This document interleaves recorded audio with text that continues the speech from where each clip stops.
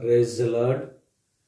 ప్రభువైన యేసు క్రీస్తు నామములో మీ అందరికీ ఉదయకాలపు శుభాలు తెలియజేయుచున్నాను.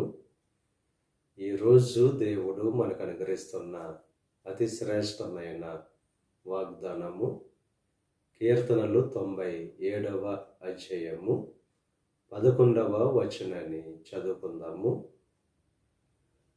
నీతిమంతుల కొరకు వెలుగును, యథార్థ హృదయుల కొరకు ఆనందమును విత్తబడి ఉన్నవి. నీతిమంతుల కొరకు వెలుగును, యథార్థ హృదయుల కొరకు ఆనందమును విత్తబడి ఉన్నవని చెప్పి దేవుడు వాక్యం ద్వారా బహు స్పష్టంగా తెలియజేస్తున్నాడు.